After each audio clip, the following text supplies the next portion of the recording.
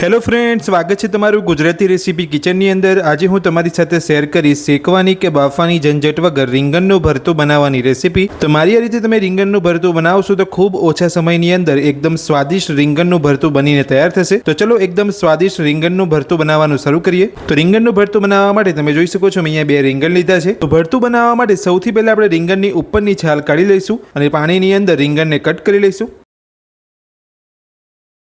तो आ रीते डीटियावाळो भाग काढी अने રીંગણની ઉપરની છાલ કાઢી લેવાની છે। तो आ रीते तमारे રીંગણની ઉપરની છાલ કાઢી અને રીંગણને પાણીની અંદર કટ કરી લેવાના છે। तो બંને રીંગણને આપણે અહીંયા પાણીની અંદર કટ કરી લીધા છે। તો હવે આપણે રીંગણને પાણીની અંદર રહેવા દઈશું અને હવે આપણે એક મિક્સર જારની અંદર 1 ઇંચ જેટલા આદુના ટુકડાને કટ કરી લઈશું।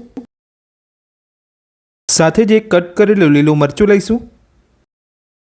8 થી 10 લસણની કળી લઈશું અને મિક્સર જારનું ઢાંકણ બંધ કરી બધું સરસ પીસી લઈશું। તો આદુ લસણ મરચાંને આપણે અહીંયા પીસી લીધા છે। તો આ રીતે તમારે આદુ લસણ મરચાંની એક પેસ્ટ બનાવી લેવાની છે।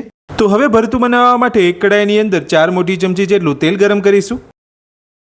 તો તેલ આપણું એકદમ સરસ અહીંયા ગરમ થઈ ગયું છે। તો હવે આપણે તેલની અંદર નાની અડધી ચમચી રાઈ ઉમેરીશું, સાથે જ નાની અડધી ચમચી જીરું ઉમેરીશું, 2 ચપટી જેટલી હિંગ ઉમેરીશું, 8 થી 10 મીઠા લીમડાના પાન ઉમેરીશું। બધું સરસ મિક્સ કરી લઈશું અને થોડું સાંતળી લઈશું।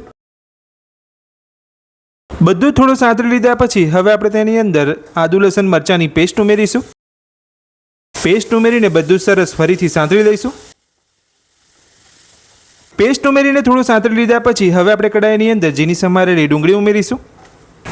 ડુંગળી ઉમેરીને બધું સરસ મિક્સ કરી લઈશું અને ડુંગળીને પણ આ રીતે મિક્સ કરતા જઈ અને થોડી સાંતળી લઈશું।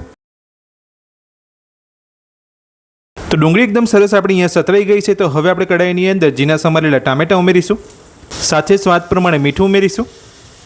બધું સરસ મિક્સ કરી લઈશું અને ટામેટાં સોફ્ટ થાય ત્યાં સુધી આપણે ટામેટાને સાંતળીશું। તો ટામેટાં એકદમ સરસ આપણે અહીંયા સોફ્ટ થઈ ગયા છે। તો હવે આપણે કડાઈની અંદર નાની અડધી ચમચી હળદર પાવડર ઉમેરીશું, 1 ચમચી ધાણા જીરું પાવડર ઉમેરીશું, સાથે જ અડધી ચમચી ગરમ મસાલો ઉમેરીશું, 1 ચમચી કાશ્મીરી લાલ મરચું ઉમેરીશું। બધું સરસ મિક્સ કરી લઈશું।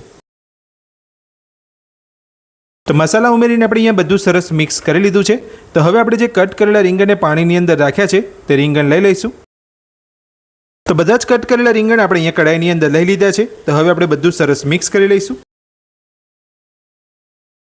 તો કટ કરેલા રીંગણ ઉમેરીને આપણે અહીંયા બધું સરસ મિક્સ કરી લીધું છે। તો હવે આપણે કડાઈની અંદર થોડું પાણી ઉમેરીશું।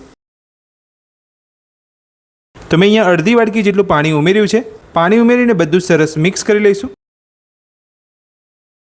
તો પાણી ઉમેરીને આપણે અહીંયા બધું સરસ મિક્સ કરી લીધું છે। તો હવે આપણે કડાઈનું ઢાંકણ ઢાંકીને 7 થી 8 મિનિટ માટે બધું સરસ કૂક થવા દઈશું। તો શાકને ઢાંકી અહીંયા 7 થી 8 મિનિટ જેટલો સમય થઈ ગયો છે। તો હવે આપણે ચેક કરી લઈશું। તો તમે જોઈ શકો છો રીંગણ એકદમ સરસ આપણે અહીંયા કૂક થઈ ગયા છે। તો હવે આપણે બધું સરસ મિક્સ કરી લઈશું। બધું સરસ મિક્સ કરી લીધા પછી હવે આપણે ભરતાની અંદર અડધી ચમચી કસૂરી મેથી ઉમેરીશું, સાથે જ અડધી ચમચી કિચન કિંગ મસાલો ઉમેરીશું। બધું સરસ મિક્સ કરી લઈશું। બધું સરસ મિક્સ કરી લીધા પછી હવે આપણે બધું જ મેસરથી મેશ કરી લઈશું। તો રીંગણને એકદમ સરસ કૂક કરી લીધા પછી તમારે આ રીતે રીંગણને મેશ કરી લેવાના છે। તો તમે જોઈ શકો છો આપણે અહીંયા રીંગણ એકદમ સરસ અહીંયા મેસર વડે મેશ કરી લીધા છે। તો બધું એકદમ સરસ આપણે અહીંયા મેસરથી મેશ કરી લીધું છે અને રીંગણનું ભરતું બનીને આપણું તૈયાર છે। તો હવે આપણે રીંગણના ભરતાની અંદર ઝીણા સમારેલા લીલા ધાણા ઉમેરીશું। ધાણા ઉમેરીને બધું સરસ મિક્સ કરી લઈશું। તો આ રીંગણના ભરતાની અંદર જો તમે લીલી ડુંગળીનો ઉપયોગ કરવા માંગતા હોય તો કરી શકો છો। તો ધાણા ઉમેરીને આપણે અહીંયા બધું સરસ મિક્સ કરી લીધું છે અને રીંગણનું ભરતું બનીને આપણું તૈયાર છે। તો હવે આપણે ગેસની ફ્લેમ બંધ કરી અને રીંગણના ભરતાને એક પ્લેટની અંદર સર્વ કરી લઈશું। તો રીંગણને શેકવાની અને બાફવાની ઝંઝટ વગર એકદમ ટેસ્ટી આપણું રીંગણનું ભરતું બનીને તૈયાર છે। તો રીંગણનું ભરતું બનાવવાની રેસીપી તમને મારી કેવી લાગી મને કોમેન્ટ બોક્સની અંદર કોમેન્ટ કરીને જરૂરથી જણાવજો। અને આજની રેસીપી પસંદ આવી હોય તો વિડીયોને લાઇક જરૂરથી કરજો અને આ જ રીતની નવી રેસીપી મેળવવા માટે ચેનલને સબસ્ક્રાઇબ કરી રાખજો। Thank you.